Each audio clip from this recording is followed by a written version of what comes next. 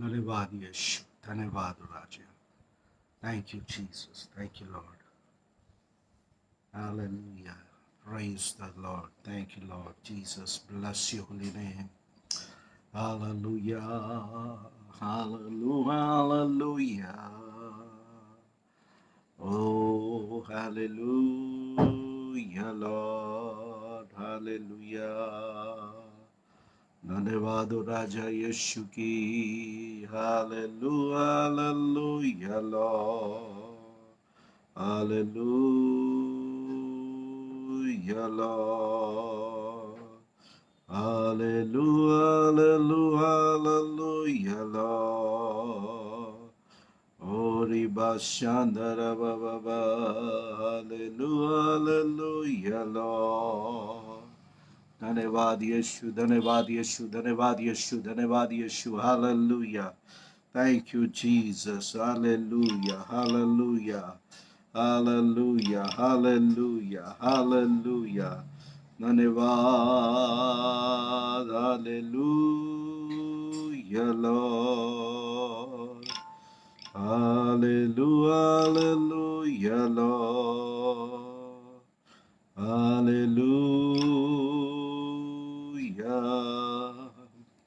Oh, riba shandara baba baba raba shandara baba bariandara baba. Hallelujah. Hallelujah. Hallelujah. धन्यवाद राजा यीशु की. Praise the Lord. Praise the Lord. Hallelujah. प्रभु जी आज के session को आशीष दीजिए राजा. Hallelujah lord. Hallelujah lord. Hallelujah hallelujah Lord. प्रभु आपकी धन्यवाद हो राजा. आपकी महिमा हो. Hallelujah hallelujah lord. धन्यवाद यीशु राजा की. धन्यवाद. Hallelujah Lord. महिमा हो राजा. हालेलुया. स्वागत है. Praise the lord. Praise the Lord everyone. एक बार फिर से आज की फ्राइडे नाइट बाइबल स्टडी में आप सब लोगों का स्वागत है, जहां पे हम लोग भविष्यवाणी के बारे में बात करते हैं, अंतिम समय के बारे में बात करते हैं. और बीते कुछ सप्ताह से हम रैप्चर के बारे में बात कर रहे हैं कि रैप्चर क्या है, रैप्चर कब होने वाला है, खासकर इसकी 4 धारणाओं के ऊपर से: pre trib, mid trib, pre wrath और पोस्ट ट्रिप. और इनको मैंने एक्सप्लेन किया था कि ये ट्रिबुलेशन या क्लेश काल के ऊपर आधारित है. कुछ का मानना है कलीसिया क्लेश काल के आरंभ में उठा ली जाएगी, कुछ का मानना है मध्य में, मिड में, और कुछ का परमेश्वर के कोप के पहले. और कई विश्वास करते हैं कलीसिया पूरे 7 साल के सताव में से होकर गुजरेगी, उसके बाद उठाई जाएगी. आज इसके करीब 5वें इसमें है भाग में हम हैं, और आप सबका स्वागत है. एक अद्भुत मिस्टोरियस बाइबल स्टडी आज की रात होने वाली है, जहां पर हम लोग बात कर रहे हैं और आज भी बात करेंगे. पिछले हफ्ते भी हमने बात किया था proofs of pre tribulation rapture. हम जो विश्वास करते हैं चारों में से एक के ऊपर कि कलीसिया सताव में जाने के पहले ही उठा ली जाएगी. 7 साल के महाक्लेश के आरंभ के पहले हम कलीसिया मसीह के साथ बादलों में उठा लिए जाएंगे और वहां से हम पिता के घर प्रवेश कर जाएंगे. और आज इसका पार्ट 2 है, इसलिए जल्दी जल्दी यदि आपके पास पेजेस हैं, ग्रुप्स हैं, जल्दी शेयर करें कि आज की बाइबल स्टडी को हम स्टार्ट कर सके. और आज एक अद्भुत बाइबल स्टडी होगी, इसलिए यदि चाहते हैं आपके फ्रेंड्स को इनवाइट करना है, फैमिलीज को इनवाइट करना है, कलीसिया के लोगों को इनवाइट करना है, जल्दी जल्दी हम उन्हें इनवाइट कर सकते हैं कि आपके माध्यम से भी अनेक लोग इस बाइबल स्टडी में ज्वाइन होकर आज की भेद भरी बातों को सीख सके. Hallelujah. Come on, start sharing.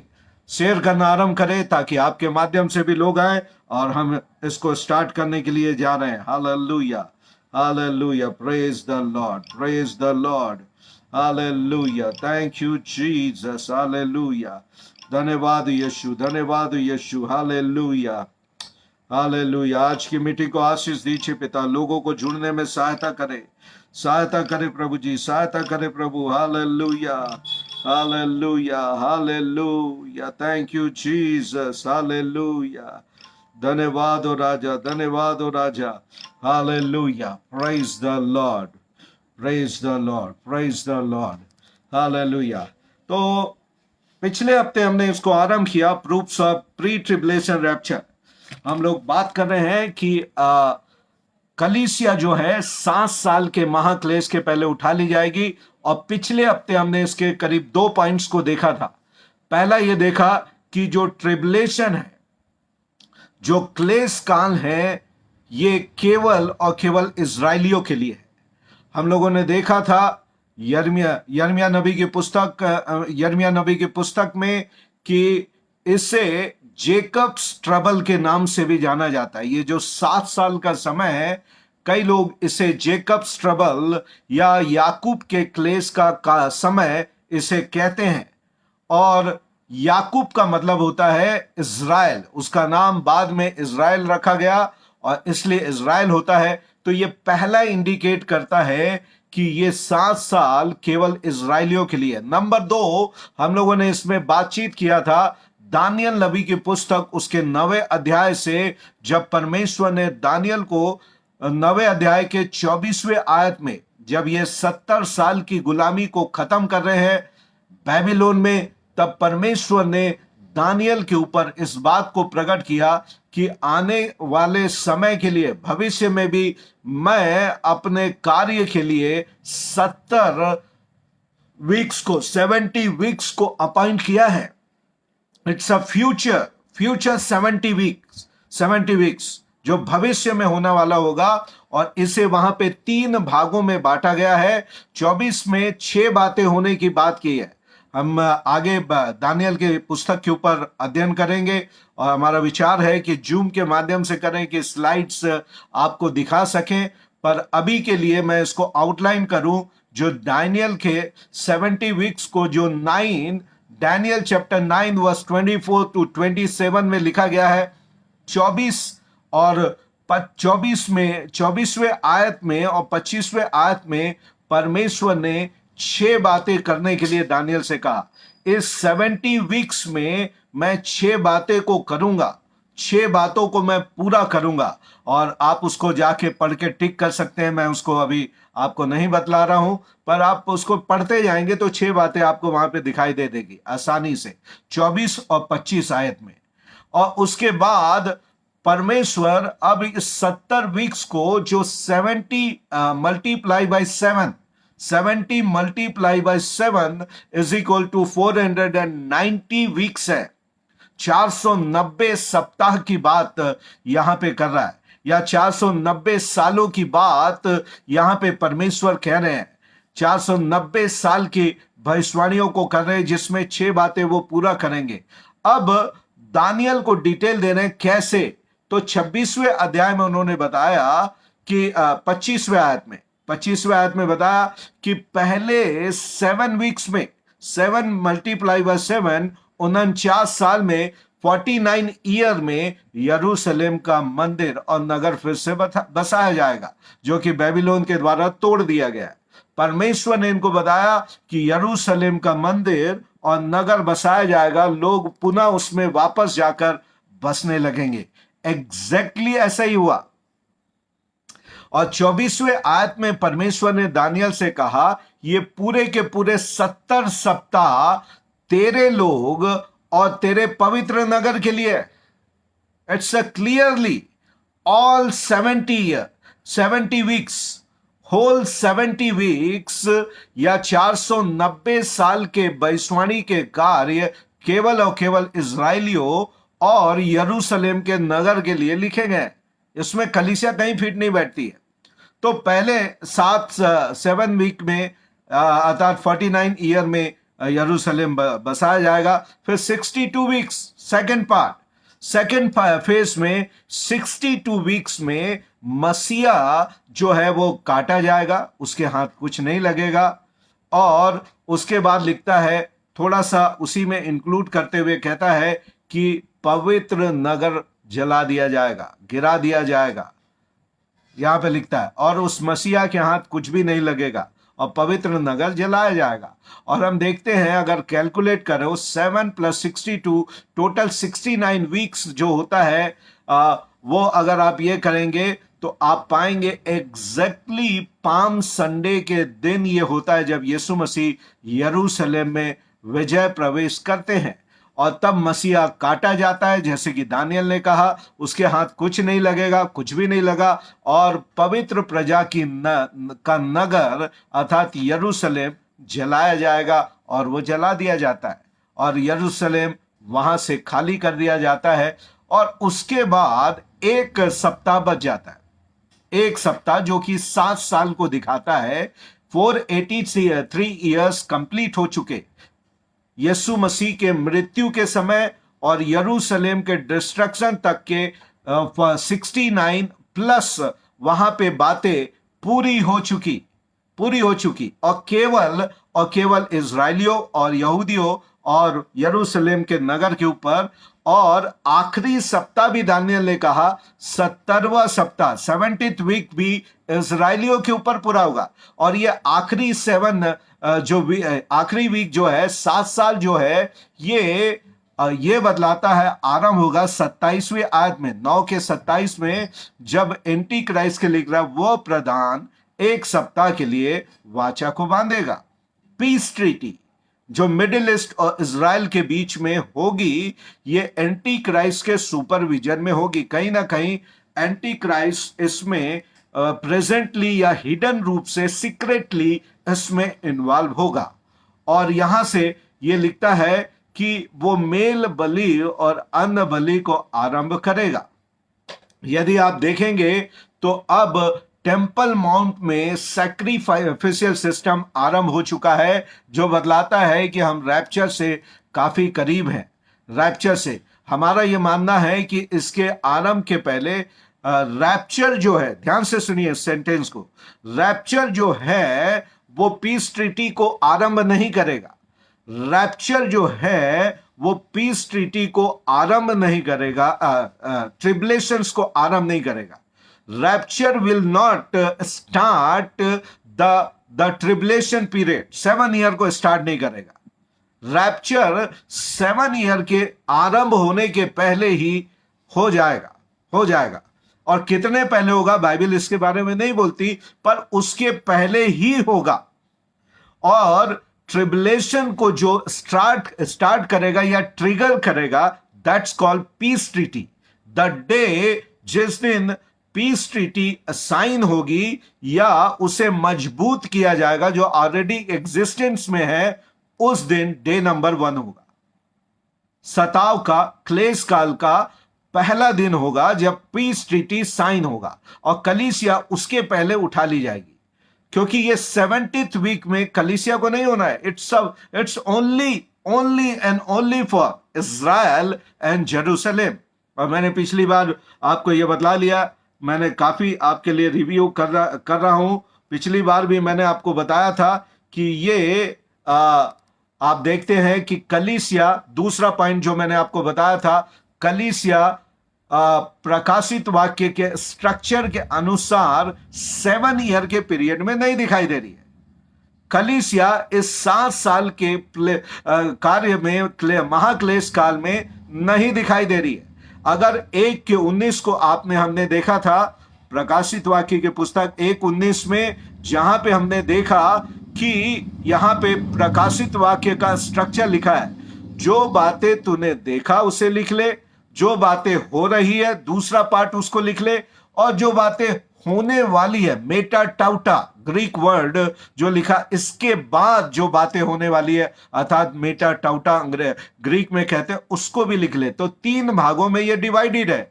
तो पहला चैप्टर जो यूहन्ना ने देखा, दूसरा और तीसरा जो 7 कलीसियाओं का वर्णन है, वो जो प्रेजेंट में हो रही है, things which they are, which are is called the age of church, church का एज है।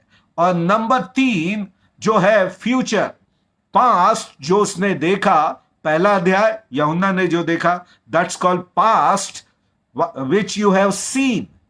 सेकंड जो है things which are in present, that's chapter 2 and 3, जो कि 2 और 3 अध्याय में लिखा है, थिंग्स विच आर कलीसिया का युग, जो 7 कलीसियाओं का युग है, पेंटिकॉस्ट से लेकर अंतिम कलीसिया तक वहां पर है।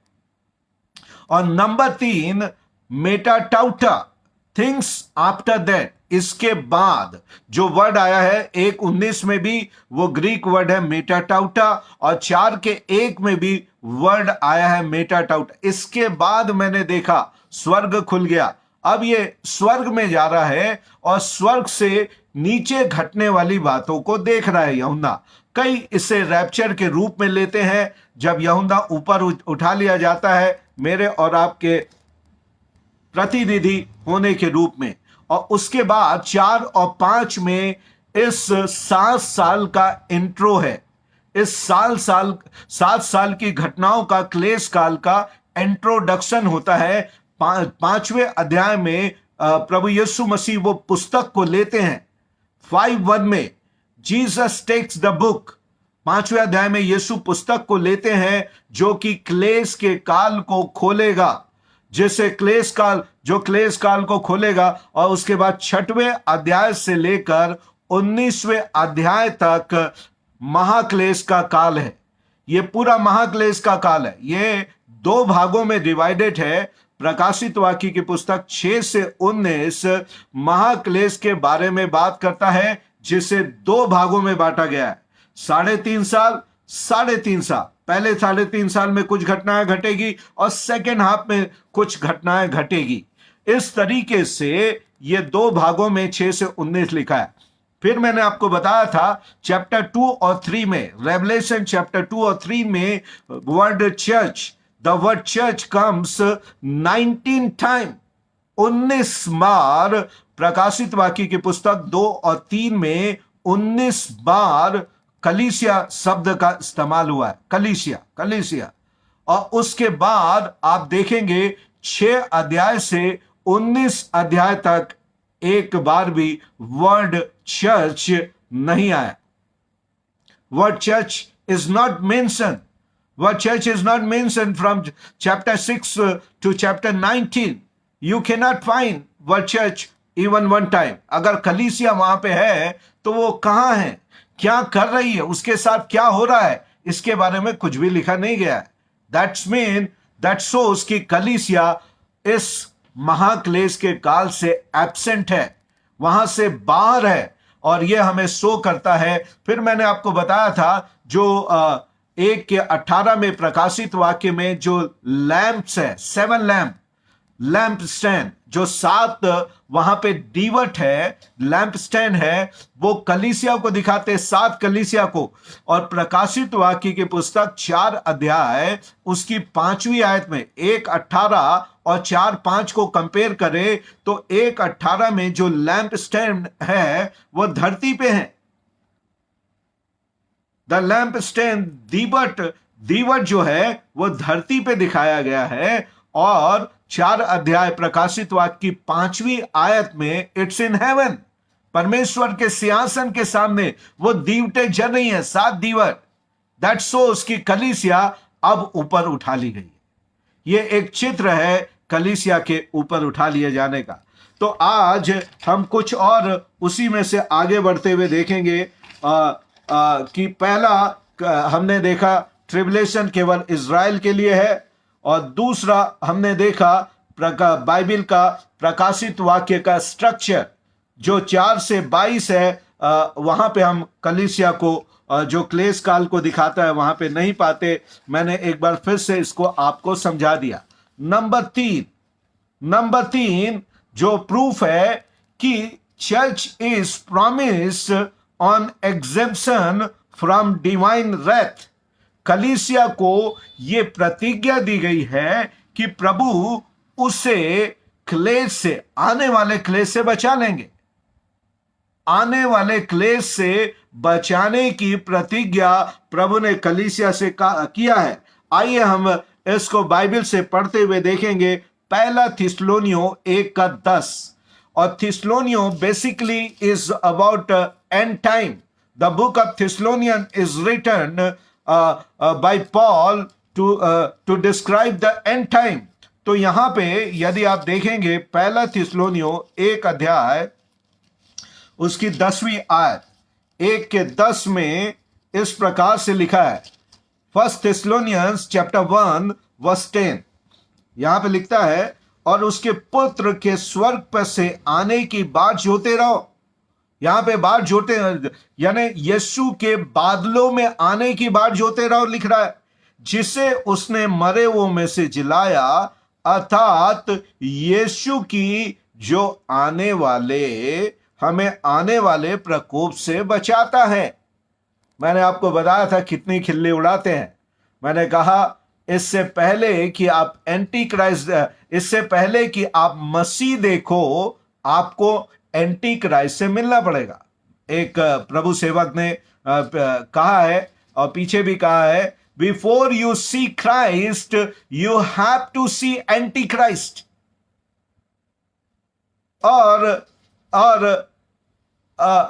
और भी पुस्तक के बारे में मैंने आपको पिछली बार बताया था, जो पोस्ट ट्रिप वाले लिखते हैं कि इससे पहले कि हम मसीह का सामना करें, एंटी क्राइस्ट का सामना होगा। We do not fear Antichrist, एक ने पुस्तक लिखा, we do not fear Antichrist. तो लोगों को लगता है कि कलीसिया का पहले उठा लिया जाना एंटी क्राइस्ट से फियर है। भाई, उस एंटी क्राइस्ट को जो पावर दे रहा है उसका नाम है शैतान। जो एंटी क्राइस्ट को अपनी ताकत देगा, जिसके अंदर वो खुद समा के उसके द्वारा काम करेगा, उसका नाम है शैतान। 12वें अध्याय और 13वें अध्याय प्रकाशित वाक्य की पुस्तक में लिखा है, जिसको प्रभु यीशु मसीह ने अपने पैरों तले कुचल दिया और उसे बाकी मरे हुए और घायल उस शत्रु को, हारे हुए उस शत्रु को कुचलने का अधिकार लूका 10:19 में प्रभु ने हमको दिया है। आत्मिक युद्ध हमने आरंभ किया है बुधवार के वेडनेसडे बाइबल स्टडी में, आप उसको देखिएगा। हम उसमें सीखेंगे कि कलीसिया को आज शैतान से डरने की जरूरत नहीं रहती है। बाइबल कहती है you will cast out the demons. God has given us authority to cast out the demons. हमें दुष्ट आत्माओं को निकालने का अधिकार दिया है। और यहां पे पौलुस कह रहा है यीशु मसीह हमें आने वाले प्रकोप से बचाता है, ये इसकी प्रतिज्ञा है। फिर उसके 5:19 फर्स्ट थिस्सलुनियंस चैप्टर 5:19, पहला थिस्सलुनियों उसका 5 अध्याय उसकी 19वीं आयत में भी यहां पे लिखता है 5:19 19 में तो नहीं दिख रहा है, 5:9 फर्स्ट थिस्सलुनियंस चैप्टर 5:9, पहला थिस्सलुनियों 5:9, पहला थिस्सलुनियों 5:9 में यहां पे लिखता है, क्योंकि परमेश्वर ने हमें क्रोध के लिए नहीं परंतु इसलिए ठहराया है कि हम अपने प्रभु यीशु मसीह के द्वारा उद्धार प्राप्त करें। और जो उद्धार प्राप्त कर लिया वो परमेश्वर के 5:9 फर्स्ट थिस्सलुनियंस चैप्टर 5:9, फर्स्ट थिस्सलुनियंस चैप्टर 5:9, 5:9, परमेश्वर ने हमें क्रोध के लिए नहीं ठहराया। क्रोध के लिए वे हैं जिन्होंने यीशु मसीह के ऊपर विश्वास करके उद्धार नहीं पाया। यदि आपने प्रभु यीशु मसीह के ऊपर विश्वास करके उद्धार पा लिया है तो आपको क्रोध से, मैंने आपको बताया कि आगे भी मैं आपको प्रूव करूंगा एक आध सेशन में, कि ये जो कई लोग ये कहते हैं ना कि परमेश्वर का क्रोध मध्य में आरंभ होगा, या कई लोग कहते हैं एकदम 25% जब बचा रहेगा समय 7 साल के बीतने का, तब कटोरे के समय उसका क्रोध होगा। नहीं, ऑल 7 ईयर, पूरे के पूरे 7 साल परमेश्वर का दंड इस दुनिया के लोगों के ऊपर आएगा, इस दुनिया के ऊपर आएगा। ऐसा ये डिवाइडेड नहीं है कि पहला प्राकृतिक विपदा है, फिर उसके बाद मध्य में एंटी क्राइस्ट के या शैतान के द्वारा है, फिर आखिरी का पार्ट, कटोरे का पार्ट परमेश्वर का दंड है, और उसके पहले कलीसिया बचा नहीं। सातों के सातों साल परमेश्वर का दंड उन लोगों के लिए है जो प्रभु यीशु मसीह के ऊपर विश्वास नहीं किए, वे लोग छूटकर इस दंड को प्राप्त करेंगे।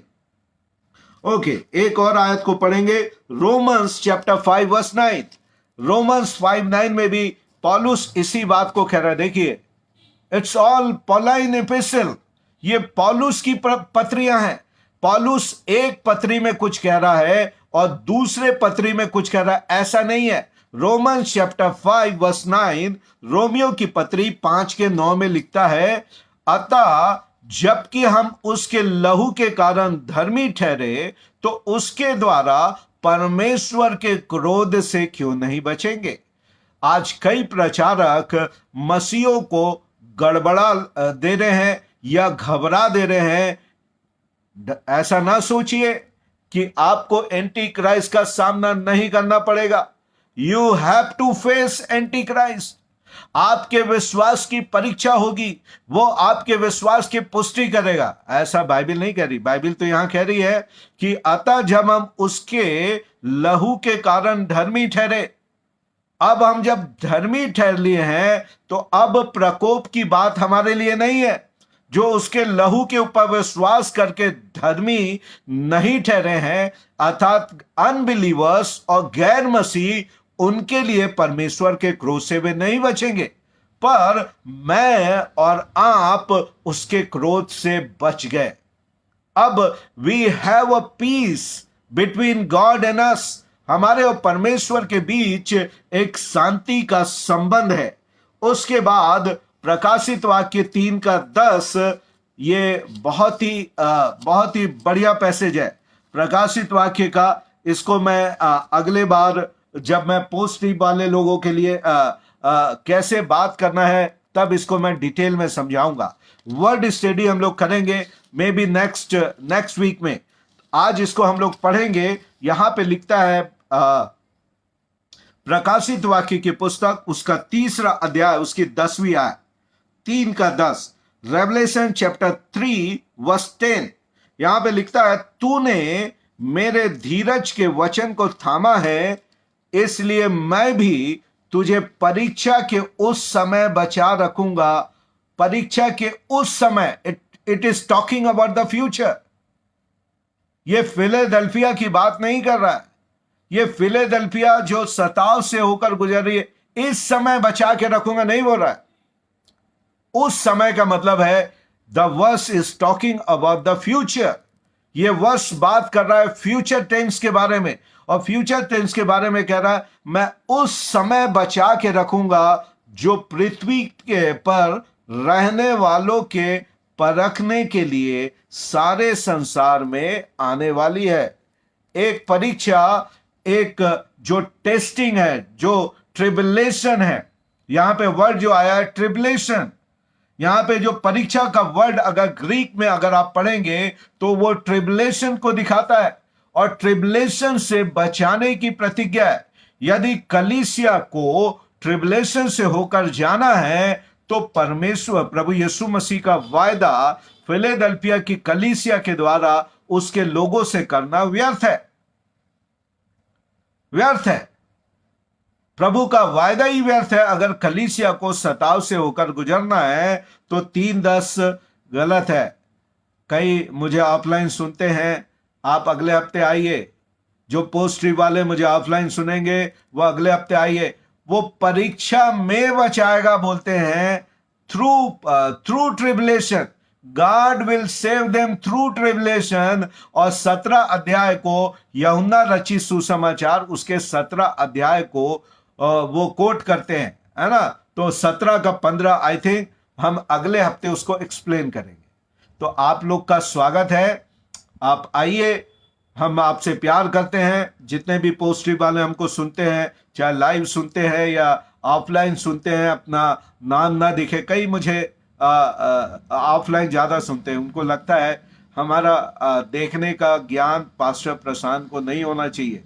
हम भी देखते हैं उनको, मुझे उससे कोई मकसद नहीं है। मुझे एक ही बात का मकसद है कि लोग सच्चे वचन को सुने, गहरे वचन को सुने और उसके द्वारा अपने जीवन में आशीषों को प्राप्त कर सके। आप समझ रहे हैं? तो यहाँ पे बाइबल यहाँ पे लोकल ट्रिबुलेशन की बात नहीं कर रही है, क्योंकि यहाँ पे लिखता है पृथ्वी पर रहने वालों का, यहाँ पे लिखता है पृथ्वी पे रहने वाले। और उस दिन मैं आपको डिटेल में बताऊंगा। पूरे प्रकाशित वाक्य में अनबिलीवर्स को पृथ्वी पे रहने वाले लिखा है। अर्थ ड्वेलर अर्थ ड्वेलर उनको लिखा गया है जो अनबिलीवर है।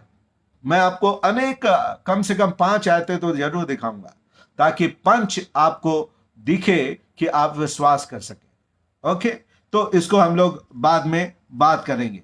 6 अध्याय उसका 17 आयत को देखेंगे, क्या लिखता है। प्रकाशित वाक्य की पुस्तक 6 का 17, प्रकाशित वाक्य की पुस्तक 6 का 17 में लिखता है क्योंकि उनके प्रकोप का भयानक दिन आ पहुंचा है। ये किसके प्रकोप की बात कर रहा है? 16-17।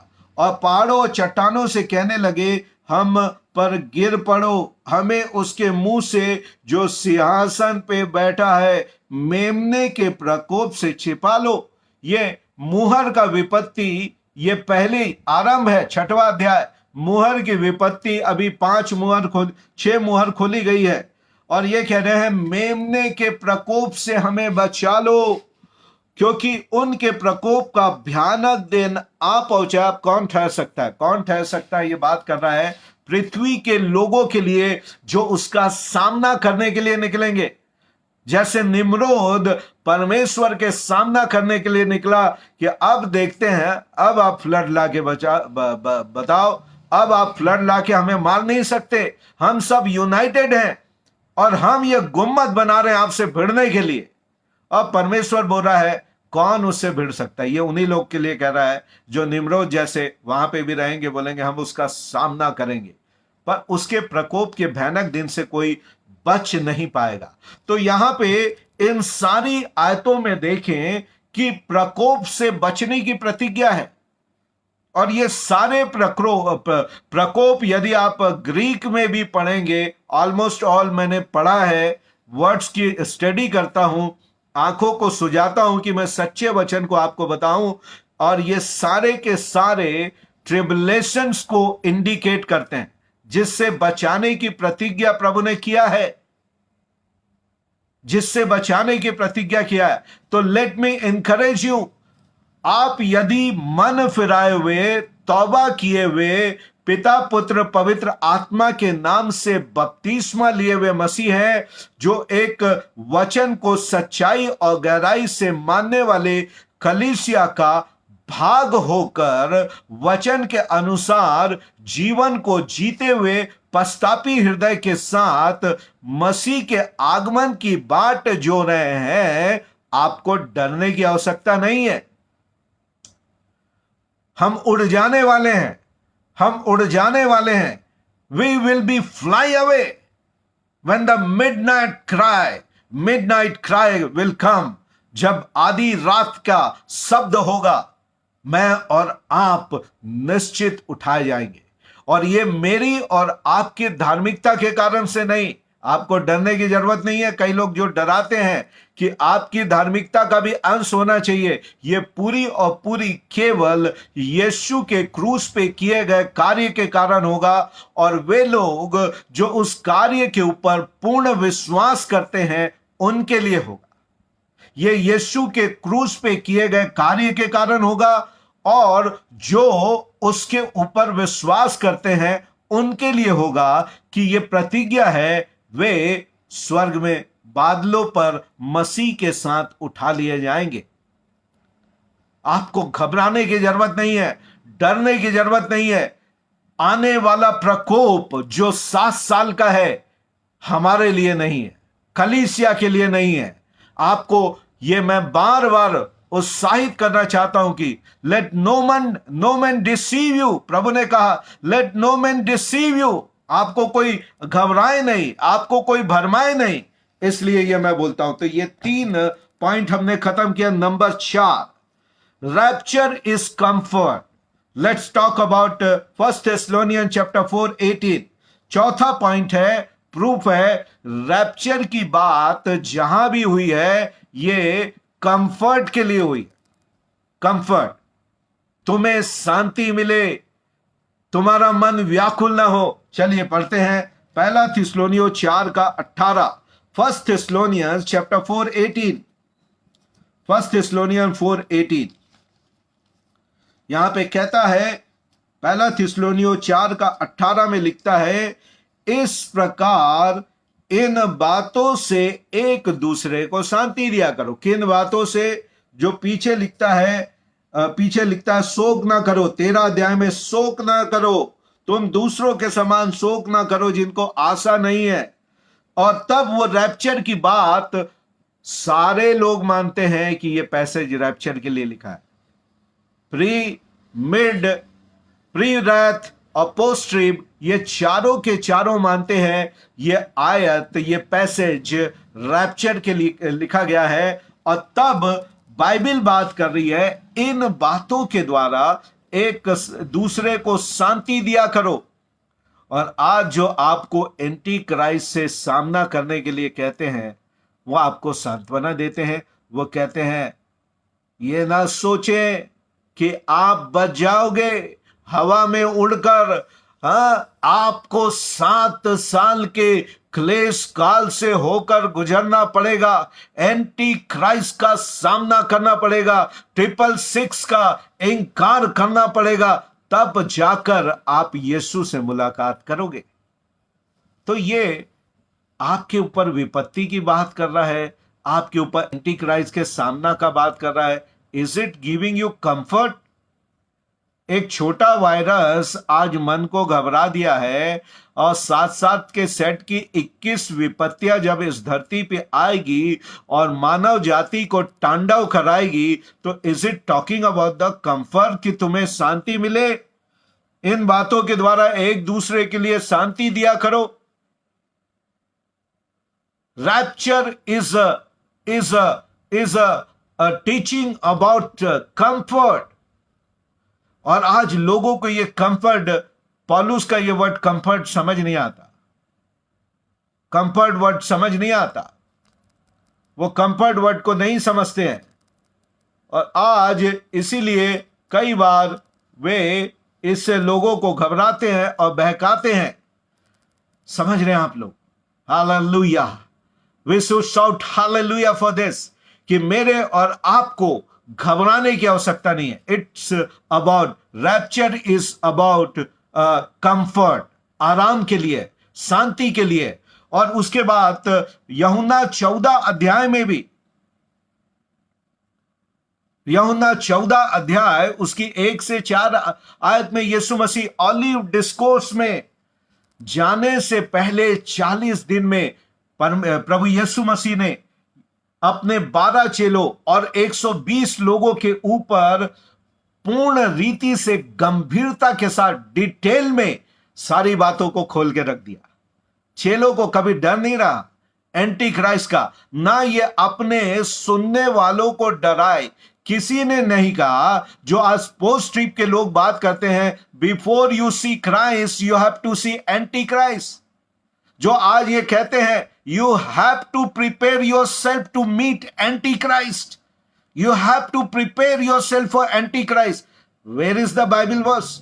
कहां पे बाइबल कहता है कि एंटी क्राइस्ट का सामना करने के लिए अपने आप को तैयार करो? बाइबल कहती है प्रभु से मिलने के लिए अपने आप को तैयार करो, पश्चातापी हृदय के साथ, पवित्रता के साथ उसकी बाट जोते रहो कि आप छूटो नहीं। यह नहीं कहती कि आपको एंटी क्राइस्ट से सामना करने के लिए एक्सरसाइज करते रहना है, कि आने वाले दिनों में किक बॉक्सिंग होने वाला है, WWF आपका कलीसिया और एंटी क्राइस्ट का होने वाला है। You have to prepare for that. अभी से फास्टिंग और प्रार्थना में पर why should we fear him? The God who lives inside of us. जो तुम में है वो उससे जो संसार में है बड़ा है। पहला यूहन्ना 4:4 कहता है, वो एंटी क्राइस्ट के लिए लिखता है। यूहन्ना वही कह रहा है, जो हमारे अंदर है वो जो आने वाला है उससे बड़ा है। हमें डरने की जरूरत नहीं है। Already we are prepared. If you are a born again Christians, we are already prepared to face the spirit of Antichrist जो अभी काम कर रहा है। यूहन्ना अपनी पत्रियों में कहता है, एंटी क्राइस्ट की आत्मा अभी भी काम कर रही है और हमारा और उसका आमना सामना होता है। जब लोगों के द्वारा उसका कर हमारे ऊपर आक्रमण होता है, हमारा विरोध होता है, तब हम एंटी क्राइस्ट का सामना करते हैं।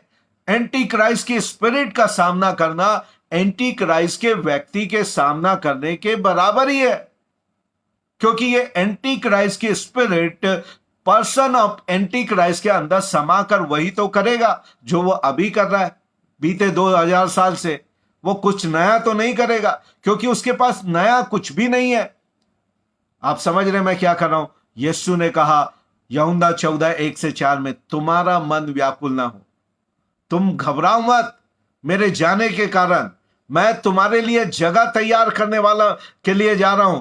रैप्चर के लिए तुम्हारे लिए जगह तैयार करने के लिए जा रहा हूं। मैं जहां रहता हूं तुम वहां रहो। और ये जो पोस्ट ट्रिप वाले जो बातें करते हैं ना, ये यू टर्न वाली बात करते हैं, ये स्वर्ग जाने की बात नहीं करते। मैं आपको बता दूं, ये पूरा कई बार आप उनको पकड़ लो करके पूरी बातें नहीं बोलते। आप उनसे पूछिए, आपका रैप्चर स्वर्ग ले जाएगा क्या? वो लोग बोलते हैं हम यीशु के साथ सेकंड कमिंग के समय बादलों में तो उठाए जाएंगे, क्योंकि पौलुस कहता है, और वो उसको इनकार नहीं कर सकते। पौलुस कहता है, इसलिए वो उसको इनकार नहीं करते। Yes, we will caught up in air, पर we will never go to heaven for 7 year. We will just come back. हम उठाए जाएंगे और वापस आ जाएंगे, और यीशु मसीह धरती पे नहीं आएगा, और यीशु मसीह हवा से 1000 साल के राज्य को करेगा। और पोस्ट्री वाले पोस्ट मिलेनियम के ऊपर विश्वास करते हैं। पोस्ट मिलेनियम का मतलब है कि यीशु धरती पे आके जैतून पहाड़ पे पांव रखकर 1000 साल का राज्य स्थापित करेंगे। ये उनकी बात नहीं है। देश से 1000 साल तक वो कलीसिया के द्वारा राज्य करेगा हवा में रहते हुए, और फिर उसके बाद वो धरती पे आएगा। बड़ा उल्टा पुल्टा गणित है, बड़ी उल्टी पुल्टी गणित है पोस्ट वालों की, जिसके लिए आपको घबराने की जरूरत नहीं है। Fathers of lie they are, और मेरे और आपको झूठ के पिता और झूठ की शिक्षा से सावधान रहने की आवश्यकता है। तो ये हो गया कंफर्ट की बात। और उसके बाद चलिए थोड़ी और बातें बची है। मैं आपको बता दूं एक और पॉइंट जो पाया जाता है, क्रिटिकल में आ रहे हैं। एक कठिन पैसेज जिसको बड़ा बड़ा दिक्कत हुआ है अनुवाद करने के लिए, और आज भी होता है, वो है 2 थिस्सलुनीयन, दूसरा थिस्सलुनीकियों चैप्टर 2 वर्स 2 चैप्टर 2 हम बात करेंगे। दूसरा थिस्सलुनीकियों चैप्टर 2 की बात करेंगे। ये सबसे कठिन पैसेजों में एक पैसेज है जहां पर बड़े अनुवाद में दिक्कत आती है, बड़ा गोलमोल है इसमें। और यहां पे पहले मैं आपसे बात करूंगा रिस्ट्रेनर के बारे में, जो 6 और 7 आयत में लिखा है। दूसरा थिस्सलुनीकियों 2 अध्याय 6 और 7 आयत। 2 थिस्सलुनीकियंस चैप्टर 2 वर्स 6 एंड 7। तुम उस वस्तु को जानते हो, यानी पौलुस ने थिस्सलुनीकियों की कलीसिया को बता चुका है। पहली बात, तुम उस वस्तु को जानते हो जो उसे अभी रोक रहा है। जो he is talking about something mysterious की बात कर रहा है, जो उसको अभी रोक रहा है। तुम उस वस्तु को जानते हो जो उसे रोक रहा है कि वह अपने ही समय में प्रकट हो। There is something which is stopping Antichrist to come as a person. एक व्यक्ति के रूप में इस धरती में आने से एंटी क्राइस्ट को कोई रोक रहा है, उसी का पता हम लगाएंगे। वो कौन रोक रहा है? उसके बाद लिखता है 7वीं आयत में, क्योंकि अधर्म का भेद अब भी कार्य करता है, पर अभी एक रोकने वाला है। अधर्म का भेद तो काम कर रहा है, पर अभी एक रोकने वाला है। जब तक वह दूर ना हो जाए, वह उसे रोके रहेगा। कोई तो है जो एंटी क्राइस्ट को व्यक्ति के रूप में यहां पे आने से रोक रहा है। अब इसी का हम लोग पता लगाएंगे कि हु इज दैट। और यहां पे 2 जेंडर से पौलुस ने, अंग्रेजी में पढ़ेंगे तो बार बार लिखता है, हिंदी में ही वह आया है, अंग्रेजी में ही आया है। पवित्र आत्मा और चर्च, इंद्रजीत पास्टर हमारे साथ जुड़े, आपका स्वागत है भाई। आप भी अंत समय की शिक्षा देते हैं और आपने सही उत्तर दिया। इसको हम लोग प्रूव करना है। कैसे हम उत्तर को प्रूव करेंगे? और इसके लिए करीब करीब 4 थ्योरियां हैं। पहली थ्योरी है अमिलेनियस जो थे। अमिलेनियस का मतलब है जो लोग कहते हैं कि अभी हम लोग मिलेनियम में है, अभी प्रभु का 1000 साल का राज्य चल रहा है और यह आत्मिक रीति से चल रहा है। उन लोग कहते हैं कि ये रोमन एम्परर होगा, जो न्यूट्रल जेंडर में भी है और मैस्कुलिन जेंडर में भी है। ये दोनों जेंडर पे शिफ्ट होता है। रोमन एम्परर जो है वो ही है, और रोमन एम्पायर जो है वो ही है, और एम्परर जो उसका साम्राज्य है वो न्यूट्रल जेंडर है। तो कई लोगों का विश्वास था कि ये रोमन कैथलिक है, रोमन एम्परर, रोमी शासन है, रोमी राज्य और रोमी शासक कह सकते हैं हिंदी में, जिसके ऊपर ये कहने लगे। और कई लोगों को लगा कि ये यही है, क्योंकि दोनों बातें इसमें होती है। और एक व्यक्ति था जिसका नाम है गैरी डीमार, एक प्रीट्रिस्ट का मतलब है जितनी भी बातें हैं वो पास्ट में हो चुकी है, फ्यूचर में वो अलगोरिकल है। सारी बातें भविष्यवाणी की पास्ट में हो चुकी है।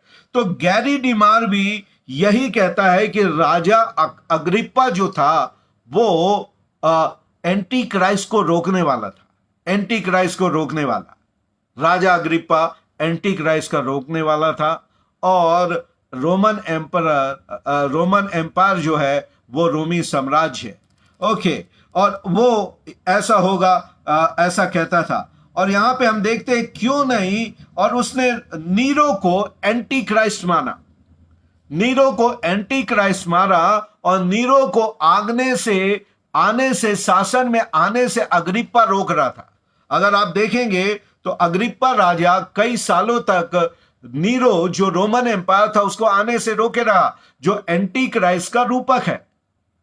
अगर नीरो एंटी क्राइस्ट है और अग्रिप्पा उसका रोकने वाला था, तो 2000 साल बीत गए। 2000 साल बीत गए और अभी भी ना एंटी क्राइस्ट आया, ना जगत का अंत हुआ, जो पौलुस यहां पे बात कर रहा है। तब अंत आ जाएगा।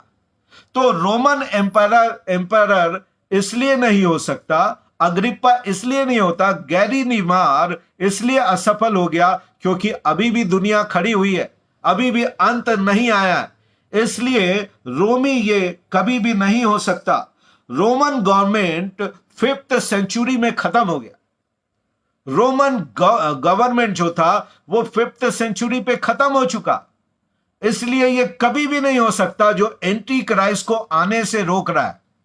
नंबर 2, कई लोग कहते हैं प्रीचिंग ऑफ द गॉस्पेल, सुसमाचार प्रचार का कार्य जो है वो एंटी क्राइस्ट को रोक रहा है, सुसमाचार प्रचार का कार्य। और ये मत्ती 24:14 से कहीं ना कहीं इसको कनेक्ट करते हैं। राज्य का ये सुसमाचार सब जातियों पे फैलाया जाएगा, प्रचार किया जाएगा कि सब जातियों पे गवाह हो। और तब अंत आ जाएगा।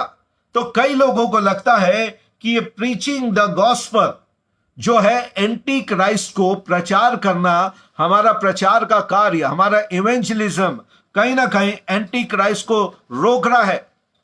पर यदि पौलुस यहां पे लिख रहा है तो यहां पर देखिएगा, पौलुस यहां पे कहता, यहां पे पौलुस अगर वो ही है जो सुसमाचार प्रचार का कार्य करता है और इवेंजलिज्म या प्रीचिंग का कार्य वो जो न्यूट्रल जेंडर है जिसको वो शिफ्ट होकर करता है, तो पौलुस यहां पे थर्ड पर्सन की बात नहीं करता, वह उसे रोके हुए है। उसको कहता मैं जो प्रचारक हूं अपने प्रचार से उसको रोके हुए हूं, और जब मेरा प्रचार समाप्त हो जाएगा तो एंटी क्राइस्ट आ जाएगा। अर्थात preaching the gospel is not that restrainer. यहां पे जिस रिस्ट्रेनर की या रोकने वाले की बात हो रहा पौलुस कर रहा है, वो प्रचार का कार्य भी नहीं हो सकता। नंबर 3, कई लोग बोलते हैं शैतान उसको रोके हुए। शैतान को मालूम है उसका समय कब आएगा, तो राइट टाइम पे उसको एम्पायर करेगा, उनको एम्पावर करेगा। तीसरा ग्रुप है जो कहता है शैतान उसको रोके हुए है। आप जो इस ग्रुप के रूप में लोग हैं उनसे आप कैसे बात करेंगे? इसकी 9वीं आयत में क्या कह रहा है देखिएगा। दूसरा थिस्सलुनीयों 2 अध्याय उसकी 9वीं आयत।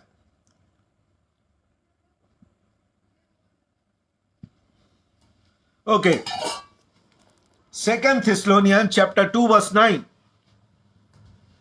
शैतान क्यों नहीं हो सकता, उसका जवाब, और यहां पर लिखा है 9वीं आयत में, उस अधर्मी का आना शैतान के कार्य के अनुसार सब प्रकार की झूठी सामर्थ और चिन्ह और अद्भुत काम के साथ होगा।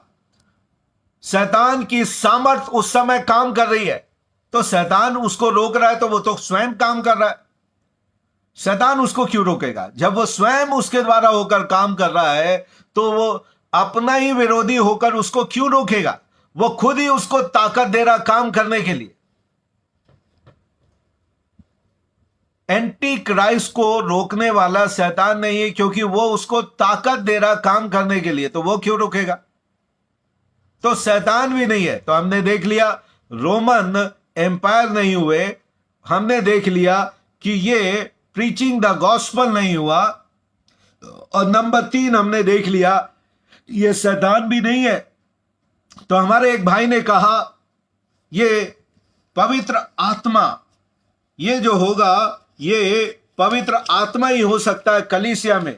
आइए हम इसको देखते हैं, पवित्र आत्मा को, और यहां पर पवित्र आत्मा कैसे हो सकता है इसके ऊपर हम लोग यहां पे लगाएंगे।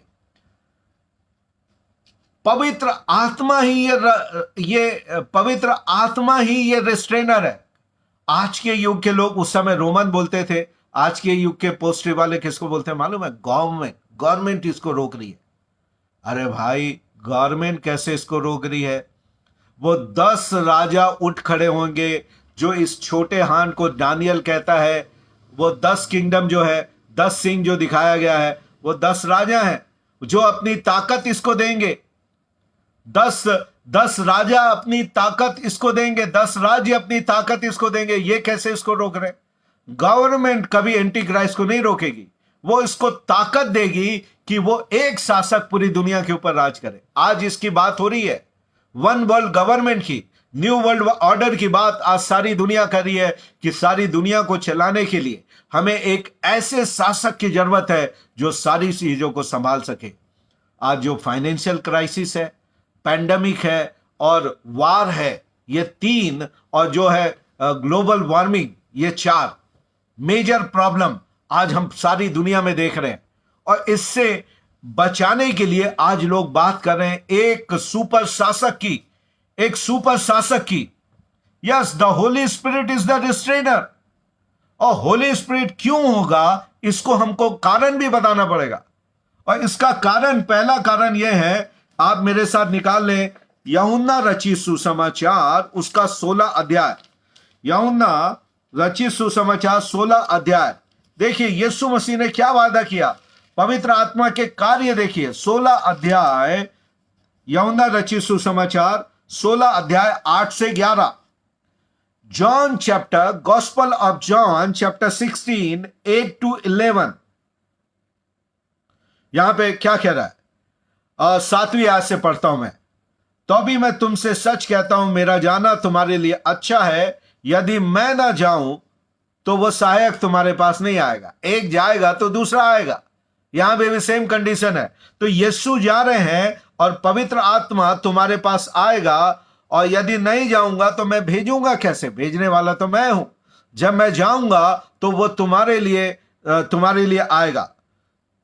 यूहन्ना 16 का 8। वह आकर संसार को पाप और धार्मिकता और न्याय के विषय में निरुत्तर करेगा। पाप के विषय में इसलिए कि वे मुझ पर विश्वास नहीं करते, और धार्मिकता के विषय में इसलिए कि मैं पिता के पास जाता हूं और तुम मुझे फिर न देखोगे। न्याय के विषय में इसलिए कि इस संसार का सरदार दोषी ठहराया गया है। और यहां पे पवित्र आत्मा अभी ये धार्मिकता लोगों के लिए उद्धार का कारण है। अभी लोगों को उद्धार में यीशु के ऊपर विश्वास करने और उद्धार के अनुभव में लाने का कार्य पवित्र आत्मा को दिया गया है। वो तुम्हें पाप से निरुत्तर करेगा, धार्मिकता के बारे में बातें करेगा। और क्या कह रहे हैं यीशु मसीह? 14 का 26 में क्या लिखा है?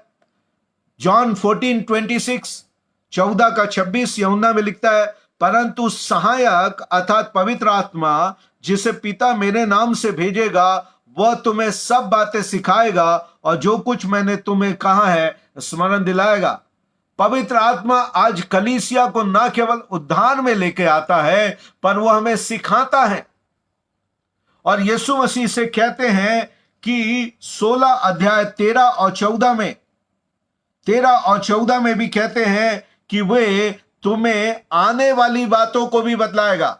13 में लिखता है, जब वो सत्य का आत्मा आएगा तो तुम्हें सब सत्य का मार्ग बताएगा, क्योंकि वह अपनी ओर से नहीं कहेगा, पर जो कुछ सुनेगा वही कहेगा और आने वाली बात तुम्हें बताएगा।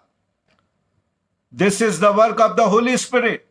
The work of the Holy Spirit is to bring people into the kingdom of God.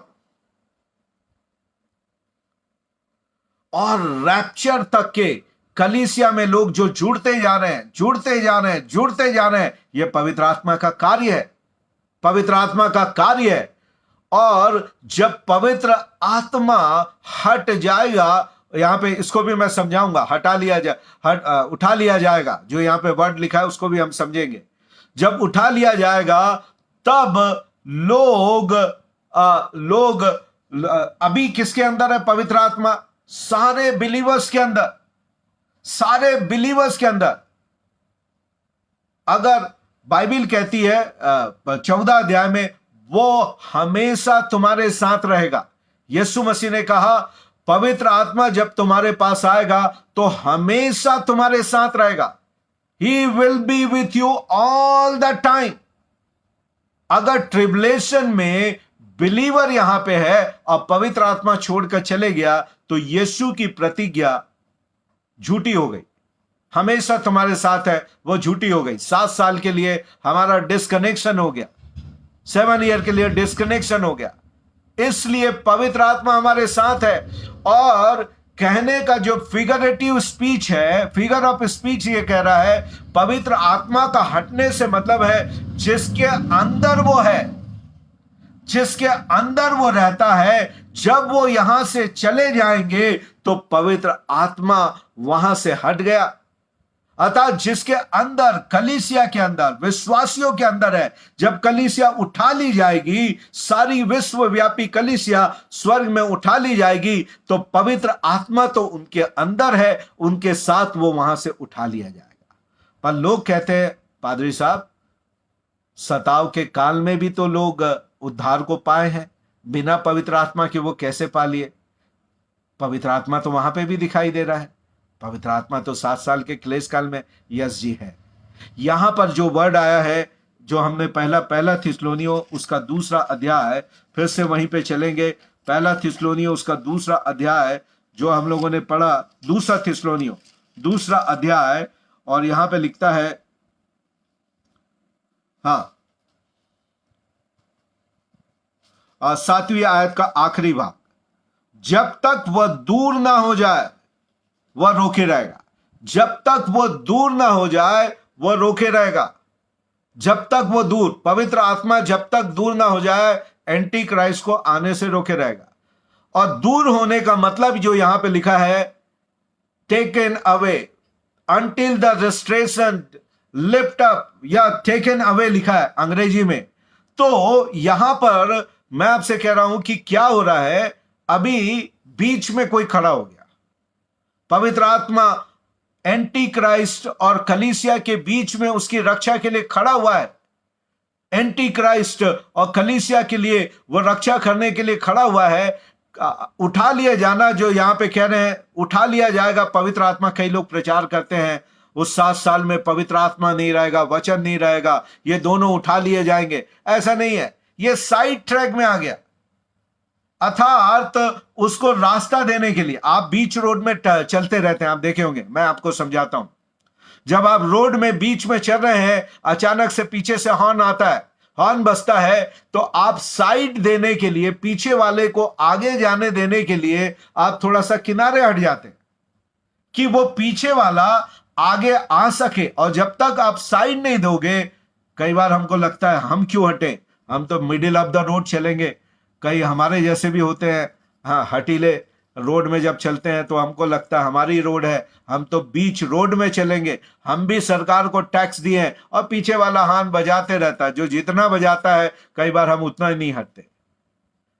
पर कई हम्बल लोग हैं, वो कहते हैं ओके, आपकी गाड़ी की स्पीड ज्यादा है, आपको जल्दी पहुंचना है, हम किनारे हट जाते हैं, आप आगे निकल जाइए। दैट्स कॉल, यहां पे वही बात कर रहा है पौलुस, यहां पे यही बात कर रहा है कि उसको साइड देना आगे निकलने के लिए, ये इसकी बात हो रहा है। और फाइनली मैं आपको यहां पे बताना चाहता हूं, 2 और बातें हैं। रैप्चर, ये मैंने आपको समझा दिया, रिस्ट्रेनर इज होली स्पिरिट। और उसके बाद जो है 6वीं बात है, रैप्चर इज इमिनेंट। रैप्चर जो होगा वो तुरंत होगा। रैप्चर वो कभी भी हो सकता है। तुरंत का मतलब रैप्चर कभी भी हो सकता है। इमिनेंट का मतलब rapture can happen any moment. Bible rapture के लिए कोई सिग्नल नहीं देती, ये घटने के बाद रैप्चर होगा, ऐसा बाइबल नहीं बतलाती। इवन प्रभु यीशु मसीह ने अपने लोगों से कहा है, 1 कुरिन्थियों 1:7, इन आयतों को आप नोट कर सकते हैं अगर जो सुन रहे हैं। 1 कुरिन्थियों 1:7, फिलिपियो 3:20, 1 कुरिन्थियो 1:10, तीतुस 2:13, इब्रानियों 9:28, पहला पतरस 1:13 और यहूदा 1:21। इतनी आयतों को बाद आपको अगर सुनना होगा तो 2 जगह ये आपको मिलेगा। ये वीडियो आपको 2 जगह मिलेगी। अगर आपका ब्रेक हो गया है तो 2 जगह मिलेगा। एक तो फेसबुक में ये मिलेगा, दूसरा रैप्चर रेडी के नाम से हमने एक यूट्यूब चैनल खोला है। इसके बाद हम सीधा वहीं पे डाल देते हैं, तो आपको वहां पे भी रैप्चर के पीछे एपिसोड और ये वाला एपिसोड भी आपको मिलेगा।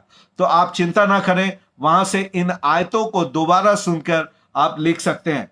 जो ये बोल रहा है, प्रभु यीशु मसीह के आगमन की बाट जोते रहो।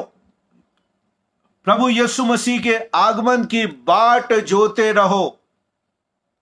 Wait for the coming of the Lord. Wait कब करते हैं? आपको मालूम है वेट कब करते हैं? इंतजार, जब आपको मालूम नहीं कब आने वाले। आपको बता दिया कि मैं आने वाला हूं और आपको समय ना बताए तो कई बार आप सारा दिन वेट कर लेते हैं। अगर आपको टाइमिंग मालूम है,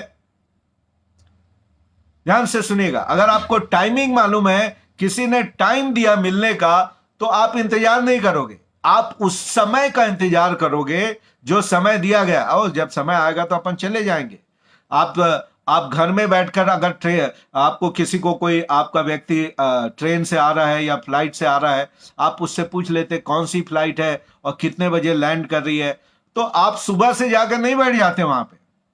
आप उस तारीख पे, उस बोर्डिंग के समय पे आप जाते हैं जब फ्लाइट वहां पे बोर्ड कर रहा है, और तब आप वहां पर उसके थोड़े समय पहले पहुंचते हैं, समय पे।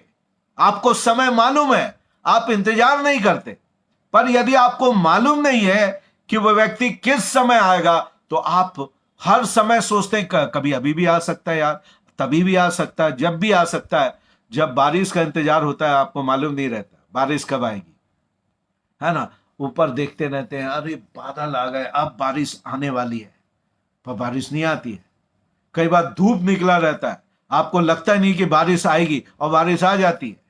दैट्स कॉल्ड बारिश, कभी भी आ सकती है। वही रैप्चर है, वैसे ही रैप्चर है, कभी भी हो सकता है। बाट जोते रहो, प्रभु कह रहा है उसके आगमन की बाट जो, इसका मतलब है it can happen any a time. वो 10 कुमारी का दृष्टांत बतला रहा है कि इंतजार करो। जो लोग जागृत थी वो उठा ली गई, और जो लोग ऊँघने लगे वो छूट गए। कई बार पतरस भी ये कहता है, तुम ऊँघने और सोने ना लो, तुम घबराओ मत, तुम जागते और तैयारी के साथ रहो। कभी भी दूल्हा आ सकता है, दूल्हा कभी भी आ सकता है। गीत गाते हैं, जाग जरा दुल्हन, तेरा यीशु आ रहा है। तो ये कभी भी हो सकता है। नंबर 7 मैं आपको बतलाऊंगा, ये आपको मिलेगा दूसरा पतरस, उसका दूसरा अध्याय 5 से 9। इसको जरूर निकालें। 2 पीटर, एक और प्रूफ मैं आपको देना चाहता हूं। ये 7वें नंबर का प्रूफ है। 2 पीटर चैप्टर 2 वर्स 5 to 9।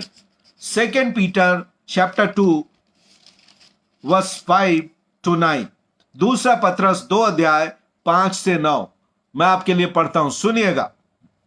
और प्राचीन युग के संसार को भी न छोड़ा, वरन भक्ति इन संसार पर महा जल प्रलय भेजा, पर धर्म के प्रचारक नूह समेत 8 व्यक्तियों को बचा लिया। महाजल प्रलय भेजने पर 8 प्राणियों को नूह के साथ बचा लिया। यहां पे लिखा है, पहली बात पतरस बतला रहा है।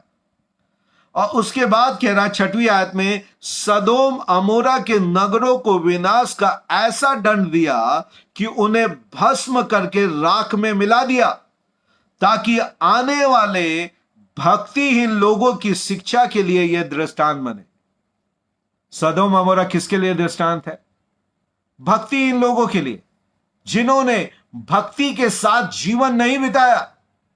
भक्ति के साथ जीवन नहीं बिताए, उन लोगों के लिए यह एक पैराबल है, एक एग्जाम्पल है।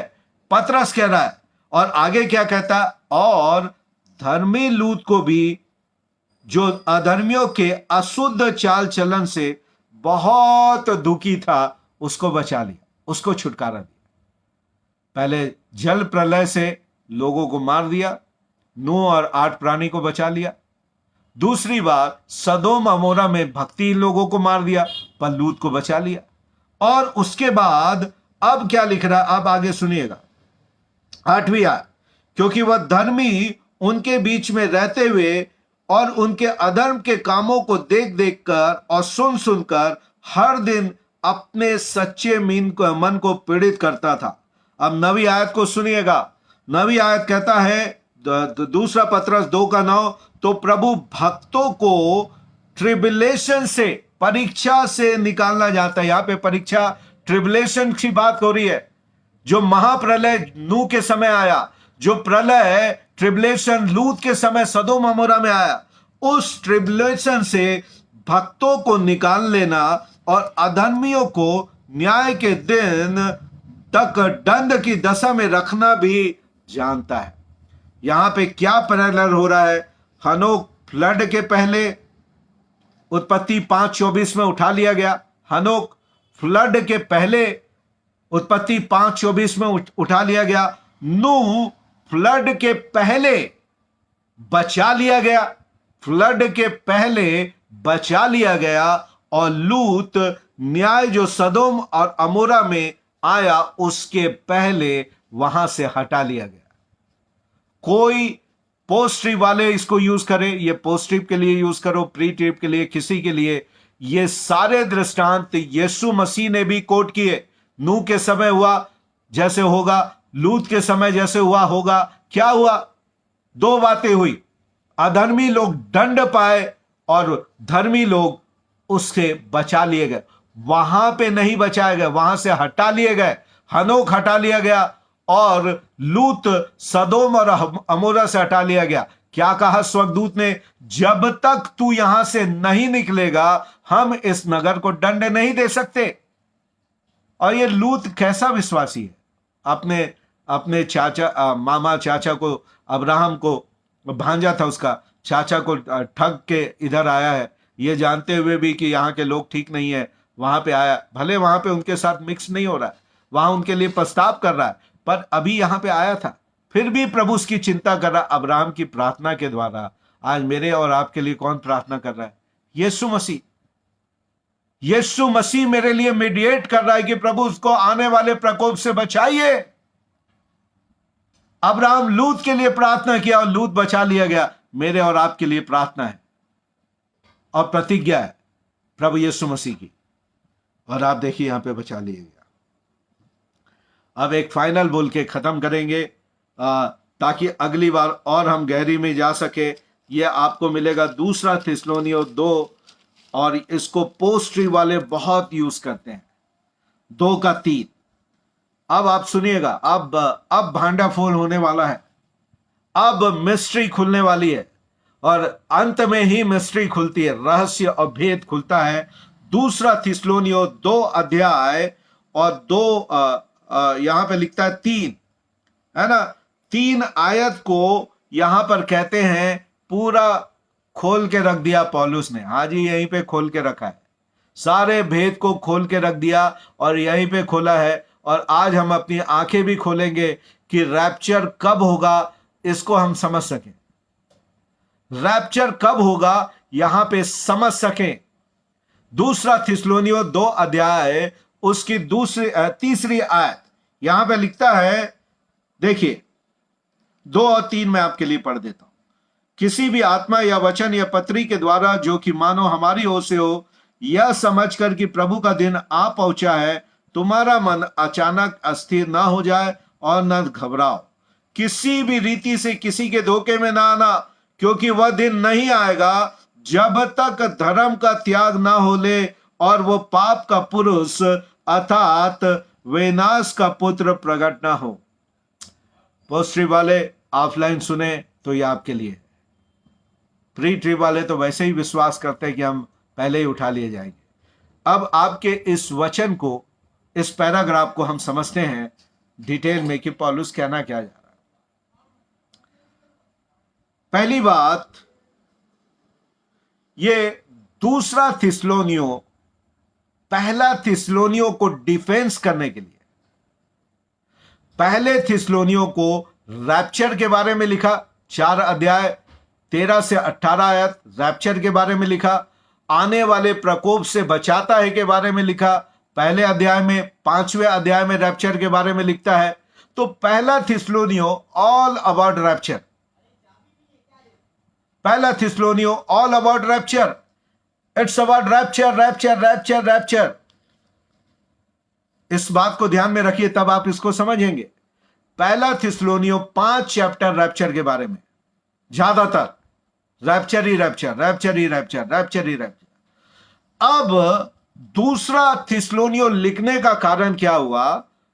2 आयत में लिखता है, किसी आत्मा या वचन या पत्री के द्वारा जो कि मानो हमारी ओर से है। यहां पर क्या हो रहा है? डुप्लीकेट लेटर लिखा गया पौलुस के द्वारा, पौलुस की दूसरी पत्री थिस्सलुनीय के नाम, और पौलुस को डिफेंड करके लिखने लगा जो फर्जी लेटर चल रहा है। जैसे फेसबुक में फर्जी अकाउंट खुल जाता है आपके नाम का, आपकी फोटो टांग देते हैं, फिर आपके मैसेंजर में, मेरे पास भी आया लोग चीट करने के लिए, आपके पास मैसेज आएगा, भाई यार बड़ी मुसीबत में हूं, क्या 15,000 रुपया दोगे क्या? मैं बोल रहा हूं, और वो उसके फेक आईडी बना के आपसे पैसे मांगते, कई लोग दे के फंस भी गए। तो एक फेक लेटर पौलुस के नाम का सर्कुलेट हुआ थिस्सलुनीय में कि पौलुस कह रहा है कि रैप्चर हो गया, पर पौलुस यहां पे कह रहा है वो लेटर मैंने नहीं लिखा। और यहां पे ये लोग घबराए क्यों? अब नंबर 2 प्रश्न, हाँ, यहां पे देखिएगा, यहां पे लोग हिले हुए हैं, घबराए हुए हैं। आप पूछोगे भैया आपको कैसे मालूम यहां के लोग हिल गए हैं? दे वर शेकिंग, दे वर फियरफुल। और मालूम है घबराने और कपकपाने का क्या कारण है? क्या कारण है? पहला थिस्सलुनीयों रैप्चर हो गया। इनको क्या लगा कि रैप्चर हो चुका, कुछ तो इनको लगा। दूसरी पत्री वालों ने लिखकर घबरा दिया कि रैप्चर हो गया, तुम लोग छूट गए। क्या हो रहा है? तुम लोग छूट गए, रैप्चर हो गया। और यहां पे लोग घबरा गए। दूसरी आयत में लिखा है, यह समझकर कि प्रभु का दिन आ पहुंचा है। यहां पे घबराए काय के लिए है? प्रभु का दिन आ पहुंचा है। यह घबराए क्यों है? प्रभु का दिन आ पहुंचा है।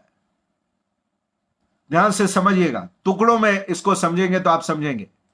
बने रहे, आप जाए नहीं, गहरी बात है। यहां पे कह रहा है, यह समझ कि प्रभु का दिन आ पहुंचा है, तुम्हारा मन अचानक अस्थिर ना हो जाए और ना तुम घबराओ।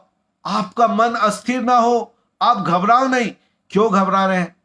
प्रभु का दिन आ गया। प्रभु का दिन किसको कहते हैं? Whole 7 year, whole 7 year. अभी आपको अभी खोपड़ी खुलेगी, ध्यान से रखिएगा। खोपड़ी तभी खुलेगी, ट्यूबलाइट जब ही जलेगा जब ध्यान से सेंटेंस को सुनोगे। सुनिएगा, सुनिए। पौलुस कह रहा है, प्रभु का दिन आ पहुंचा है, इस कारण से तुम्हारा मन ना घबराए। अर्थात ये घबरा क्यों रहे हैं? घबरा क्यों रहे हैं? कोई यहां पे उत्तर देगा? अगर जो लोग मुझे सुन रहे हैं, मैं समझू तो सही, आप समझ रहे कि नहीं? ये घबरा क्यों रहे हैं? क्योंकि प्रभु का दिन आ पहुंचा है। ये घबरा इसलिए रहे हैं कि प्रभु का दिन आ पहुंचा है।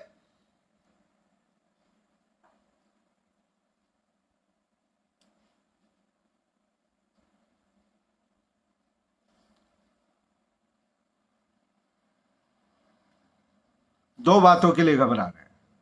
मुझे मालूम नहीं भाई राजू हैं कि नहीं, इन दो बातों को यहाँ पे टाइप करके लिख दें, या कोई टाइप राइटर हमारा है जो टाइप करता है। मुझे मालूम नहीं प्रार्थना है कि नहीं, प्रार्थना जुड़ी थी, अगर वो लिख दे, दोनों में से कोई दो लिख दे तो अच्छा रहेगा। पहली बात, ये घबरा रहे हैं प्रभु का दिन आ गया। नंबर 2, ये घबरा रहे हैं कि प्री ट्रिबुलेशन रैप्चर हो चुका और ये सताव में आ चुके हैं। अगर ये पोस्ट्री वाले हैं, अब सुनिएगा, अगर ये पोस्ट्री वाले हैं तो ये घबरा क्यों रहे? पोस्ट्री का मतलब है, पौलुस इनको पहले भी सिखाया रहता पहली पत्री में, देखो घबराना नहीं, हमको तो 7 साल के ट्रिबुलेशन से होके गुजरना है। प्रभु के दिन का सामना करना ही पड़ेगा। पापों के श्रापों के कारण जो इतने साल तुमने किए हैं, इसका सामना करना ही पड़ेगा। और इसके बीच में एंटी क्राइस्ट भी आएगा, आपको डरने की जरूरत नहीं है, हमको उसका भी सामना करना है। प्रभु के दिन का 7 साल का भी सामना करना पड़ेगा। पौलुस पोस्टिव होता, अगर पौलुस पोस्टिव होता तो पहले थिस्सलुनीयों में रैप्चर के पहले वो बतलाता कि पहले 7 साल का क्लेश होगा, इसी के मध्य में एंटी क्राइस्ट आएगा और इसमें से होकर गुजरेंगे, तब पोस्टिव रैप्चर होगा और हम उठा लिए जाएंगे। अगर ये शिक्षा रहती तो ये लोग घबराए कैसे? ये शिक्षा रहती तो घबराए कैसे ये लोग? मेरा प्रश्न यह है पोस्टिव वालों से, अगर आपको मालूम है, आप कह रहे हो कि आप हमसे ज्ञानी हैं, आपको मालूम है और हम लोग दुविधा में हैं, तो आपको तो मालूम है कि 7 साल का क्लेश होगा, एंटी क्राइस्ट का भी बीच में सामना करना पड़ेगा, तब अंत में प्रभु यीशु मसीह आएगा।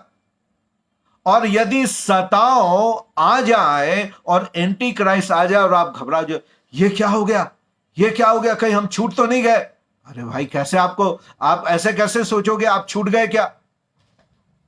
आप ऐसे छूट गए क्या? पहली आयत में यह लिखा है, क्योंकि पहली आयत में क्या लिखता है? हे भाइयों, अब हम अपने प्रभु यीशु मसीह के आने और उसके पास एपी सुना गीगे, यहां प्रभु के पास इकट्ठे होने, ये जो वर्ड है एपी सुना गीगे, रैप्चर की बात हो रही है। पहली आयत रैप्चर की बात हो रही है, और ये लोग को लग रहा है रैप्चर से छूट गए और प्रभु का दिन आ पहुंचा है और मन स्थिर हो गया, अस्थिर हो गया। क्या समझ रहे हैं? रैप्चर हो चुका, प्रभु का दिन आ पहुंचा, और यह प्रभु के प्रकोप, परमेश्वर के प्रकोप अर्थात 7 साल के ट्रिबुलेशन में है। समझ रहे हैं कि नहीं? कोई हां या नहीं लिख के समझाए। आप लोग समझ रहे हैं जो मैं आपसे कह रहा हूं? कल आप लोग ही मेरी तरह टीचर बनकर इनका सामना करेंगे। आज एक टीचर है, कल 13 टीचर, 300 टीचर, जो इसको देखेगा, जो ग्रहण करेगा, वो 300 टीचर बनेगा। दूसरा थिस्सलुनीय 2 अध्याय, जो थियोलॉजियन को नहीं समझ आया वो आपको समझ आ रहा। पहली आयत कर रहा है हम, जितेंद्र कुमार जी धन्यवाद, आप समझ रहे हैं। पहली आयत रैप्चर में छूट गए, इसके कारण से दूसरी आयत इनका मन अस्थिर हो गया, ये घबरा गए, क्योंकि रैप्चर हो गया और परमेश्वर के प्रकोप का दिन, the day of the Lord has come. मैं आपको सिद्ध कर सकता हूं ये 7 साल के लिए। पुराने नियम में डे ऑफ द लॉर्ड की बात किया जाता है, और डे ऑफ द लॉर्ड बात करता है गॉड्स जजमेंट के बारे में, न्याय के बारे में।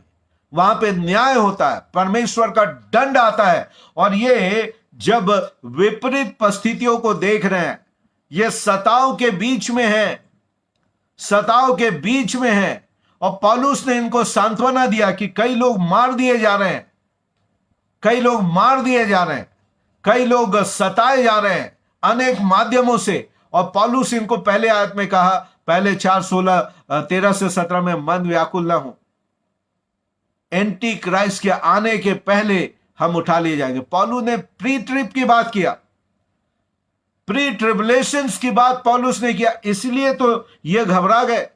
अगर पोस्ट ट्रिप की बात किया रहता तो ये घबराते नहीं, ये घबराते नहीं।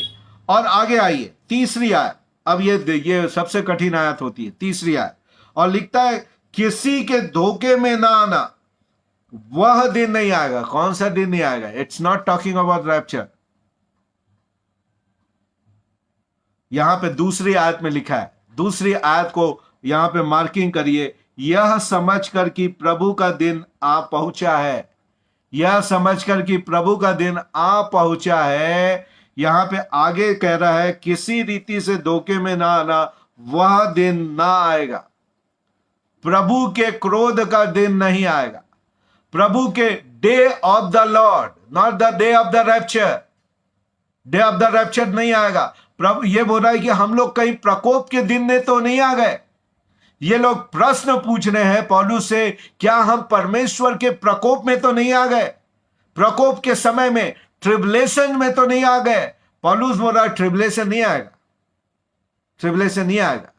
अब ये ट्रिबुलेशन के आने का साइन दे रहा है, डे ऑफ द लॉर्ड के आने का ऑर्डर बतला रहा है, रैप्चर के ऑर्डर का समय नहीं बतला रहा है। Day of the Lord, day of the Lord का ये बतला रहा है, और कहता है तुम्हारा मन अचानक न घबराओ, किसी रीति से धोखे में वह दिन नहीं आएगा जब तक धर्म का त्याग ना हो। कई लोग इसी में फंसे हुए, धर्म का त्याग, अपोस्टेसिया, अपोस्टेसिया यानी धर्म का त्याग, अर्थात विश्वास से पदभ्रष्ट हो जाए, इसी को पकड़े रहिए। पोस्टिव वालों के साथ होता हूं मैं कई बार, जब लोग कहीं किसी बात के ऊपर जिद करते हो, कहते हैं कि हमारा सबसे मजबूत पॉइंट है, मेरी आदत है कि मैं बोलता हूं आप ही सही हो, वही सही है। और पौलुस कह रहा है मान लो अपोस्टेसिया ही है। अपोस्टेसिया का सिंपल मीनिंग होता है डिपार्चर। अब इसके लिए लिखा दीजिए धर्म का डिपार्चर या व्यक्ति का डिपार्चर। जैसे आपके वहां पे डिपार्चर और कमिंग के बारे में लिखा रहता ना, रेलवे स्टेशन में और फ्लाइट के जगह में, एयरपोर्ट में, departure. The word departure is called apostasia, apostasia. अब क्या डिपार्चर है? ट्रेन डिपार्ट हो रही है, फ्लाइट डिपार्ट हो रहा है, ये कॉन्टेक्स्ट बचाएगा।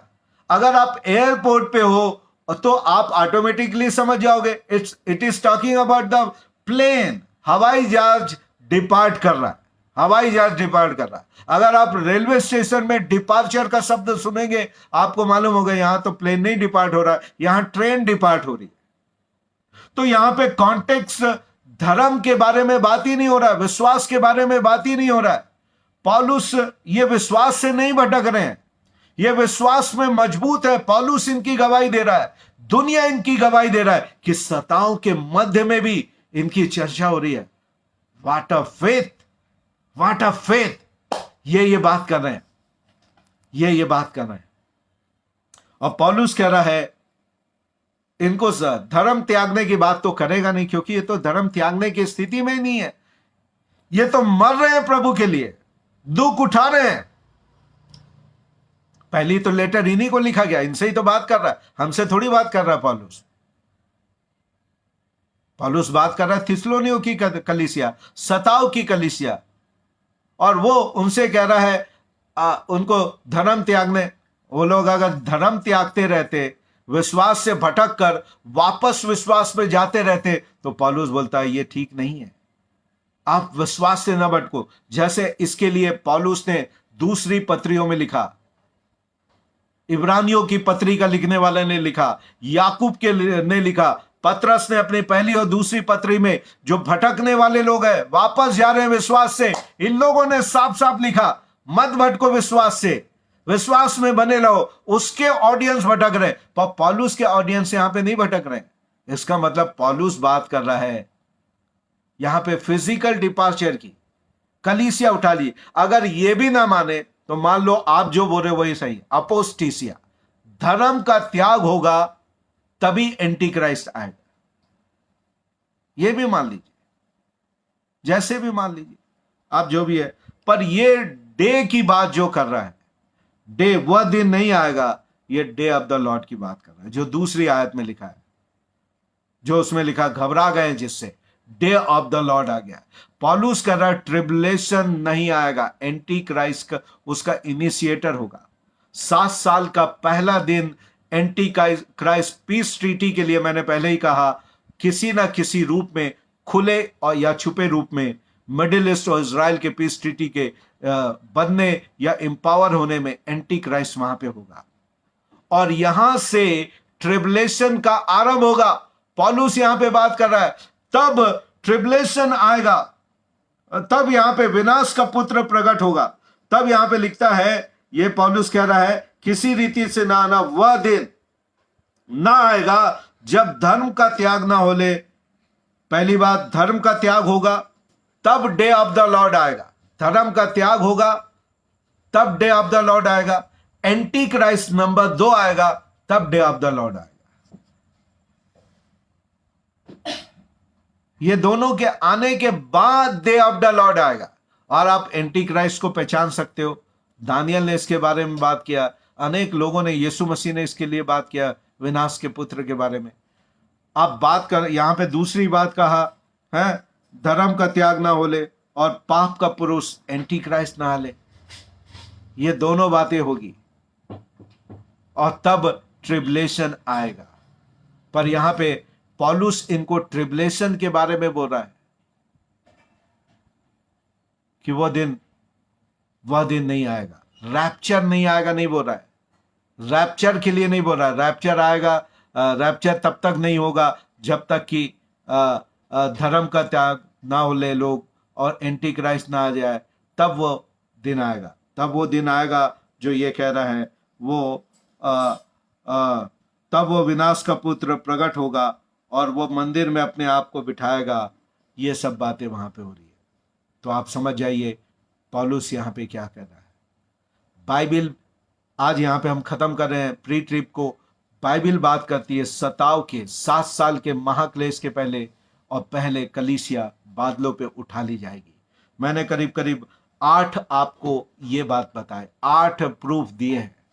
और एक और प्रूफ ले लें, यीशु मसीह ने दुआ किया, आपको दुआ करने के लिए कहा, जागते रहो और प्रार्थना करते रहो कि तुम परीक्षा में ना पड़ो। ये परीक्षा जो बात कर रहा है, ट्रिबुलेशन में ना पड़ो, इसके लिए जागते और प्रार्थना करते रहो। ये प्रभु ने आपसे कहा, यदि मुझे ट्रिबुलेशन में पड़ना ही है तो मैं प्रार्थना क्यों करूं उसके बचने के लिए? प्रभु क्यों उसके बचने के लिए झूठी प्रार्थना सिखा रहा है?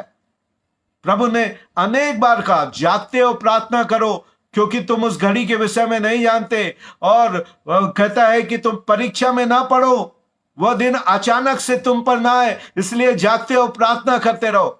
ये ट्रिबुलेशन की बात कर रहे हैं यीशु, और हमको प्रार्थना करने के लिए कह रहे हैं कि उससे बच सकूं।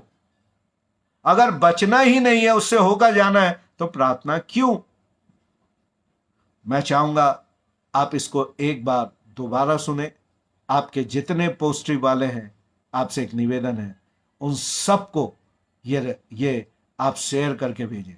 यूट्यूब से आप शेयर कर सकते हैं, रैप्चर रेडी वहां पे भी है, इस पेज से भी मेरे आप उनको शेयर कर सकते हैं, और आप दोनों माध्यम से उनको सीखने के लिए मौका दे सकते हैं। प्रभु आपको आशीष दे। आइए मैं आपके लिए प्रार्थना करूं और फिर हम समाप्त करेंगे। और इससे पहले कि मैं आपके लिए प्रार्थना करूं, मैं चाहता हूं प्रियो, यदि आपने मन नहीं फिराया, अपने पापों से तौबा नहीं किया, पिता पुत्र पवित्र आत्मा के नाम से बपतिस्मा नहीं लिया, वचन के अनुसार जीवन नहीं जी रहे हैं, आज आपके पास मौका है। Repent from your sin. अपने पाप से मुड़कर प्रभु की ओर अपने मन को फेर लें, अपने पापों से पश्चाताप करें, यीशु मसीह को अपने उद्धारकर्ता के रूप में स्वीकार करें। यदि आपने नहीं किया, अपना जीवन यदि अभी तक प्रभु को नहीं दिया, अभी वे संसार में शरीर की अभिलाषा में पापों में जीवन व्यतीत कर रहे हैं, तो प्रभु कह रहा है, पापों में क्यों मरते हो यारो, यीशु को तुम अपना लो, हमारे साथ तुम भी ये गाओ।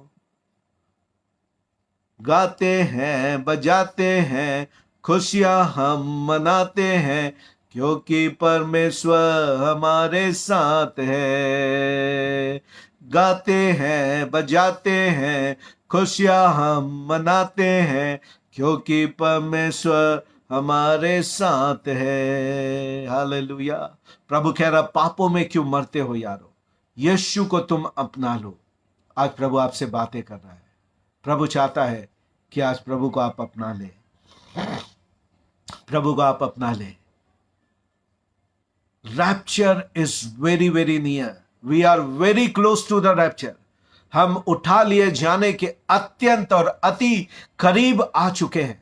जब प्रभु की तुरी फूकी जाएगी, प्रधान दूत का शब्द सुनाई देगा, और बादलों में हम परमेश्वर के पुत्र को आते हुए देखेंगे। और उसके लोग जो तैयार है, यहां से बादलों में प्रभु से मिलने के लिए उठा लिए जाएंगे, और सारी दुनिया में अफरा तफरी मच जाएगी, क्योंकि जितने विश्वासी हैं पूरी दुनिया से उठा लिए जाएंगे। और तब अनेक थ्योरिया, उसमें से एक एलियन थ्योरी भी फैला दी जाएगी कि ऊपरी ग्रह से तस्तरी आई और हमारे देश के लोगों को किडनैप करके ले गई। पर यह रैप्चर है प्रियो, यह रैप्चर है। और उसके बाद का समय, मत्ती 24:21 में प्रभु ने कहा, ऐसे क्लेश, भारी क्लेश का समय होगा जो सृष्टि के आरंभ से लेकर अब तक नहीं हुआ और आगे भी नहीं होगा। इसलिए प्रभु चाहता है कि आज अपना जीवन प्रभु को दे। आज प्रभु से पश्चाताप करके प्रभु से अपने आप को समर्पण कर दे।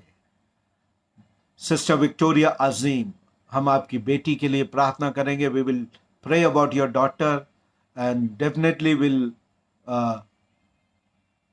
प्रोमिला, डॉटर प्रोमिला के लिए हम प्रार्थना करेंगे, प्रोमिला अजीम। और डेविड अजीम जी के लिए भी प्रार्थना करेंगे। आपके ऊपर प्रभु की उपस्थिति रहे। हम दुआ करते हैं पिता, बहन विक्टोरिया अजीम के प्रे रिक्वेस्ट के लिए, उनकी बेटी पूर्णिमा अजीम के लिए हम प्रार्थना करते हैं। जो भी उनकी तकलीफ है, आज मुआवजे को हम आपकी बेटी के लिए मांग लेते हैं। ईसा अलैहिस्सलाम के नाम से बेटी पूर्णिमा के ऊपर मुआवजे हो। रूह पाक की सामर्थ उनके ऊपर आए। रूह पाक की सामर्थ को हम बेटी के लिए मांग लेते हैं। जो भी उसकी समस्या है, ईसा अलैहिस्सलाम के नाम से उनके शरीर और जीवन से दूर चली जाए और बेटी इसी समय आजाद हो, रूह कुद्दूस की सामत से आजाद हो बेटी। Lord, apply your precious blood upon your daughter. Let your precious blood cover your daughter Promila, O lord. O प्रभु, बहन प्रोमिला को आपका लहू सुरक्षा प्रदान करे, आपके लहू में बेटी सुरक्षित रहे, और आज ही प्रभु चमत्कार हो, आज ही आपकी महिमा उनके ऊपर आए। हम भाई डेविड अजीम के लिए प्रार्थना करते, पूरे खानदान के लिए दुआ करते, इस पूरे खानदान के ऊपर आपकी दया और अनुग्रह हो प्रभु, आपकी बरकत इनके ऊपर आए प्रभु जी, आपकी सुरक्षा इनके ऊपर आए प्रभु जी, और ये परिवार आशीषित हो, फलवंत हो और सुरक्षित रहे प्रभु। यीशु का लहू इनकी रक्षा करे, यीशु का लहू इनकी रक्षा करे। ओ प्रभु जी, हम आपके हाथ में इन्हें सौंप देते, आपके दास होने के नाते मैं इन्हें ब्लेस करता। जितने लोग ईमानदारी से इतनी देर तक प्रभु आपके वचन को सुने, यीशु के नाम से उन सब लोग को मैं ब्लेस करता। सारे लोगों के ऊपर आपकी बरकत आए, आपका उद्धार आए प्रभु, आपका छुटकारा उनके जीवन में आए, कि वे पापों के बंधनों से आजाद होकर रैप्चर के लिए अपने आप को तैयार कर ले। मैं प्रार्थना करता प्रभु, जो ऑफलाइन सुनेंगे पिता, उनसे भी प्रभु ऑनलाइन की उपस्थिति की तरह बातचीत करे, ये वचन उनके जीवन में जड़ पकड़े प्रभु, गहरा जड़ पकड़े प्रभु, और वे आपकी महिमा का कारण हो जाए। जब यहां से विदा हुए आपके बच्चे, तो सबको आशीषों के साथ विदा करें। जब तक हम दोबारा ना मिले, आपकी उपस्थिति और सुरक्षा तमाम लोगों के ऊपर बनी रहे। धन्यवाद के साथ ये विनती उद्धार करता प्रभु यीशु मसीह के नाम से मांगते हैं, आमीन, आमीन और आमीन। सबों को शालोम, जय मसीह की। हम धन्यवादित हैं आप सब लोगों के लिए। आप लोग वो चैंपियन है जो बने रहे। संख्या बड़ी कम है क्योंकि रैप्चर एक कठिन सब्जेक्ट होता है। बुधवार के दिन थोड़े ज़्यादा लोग होते हैं और शुक्रवार के दिन कम लोग होते हैं।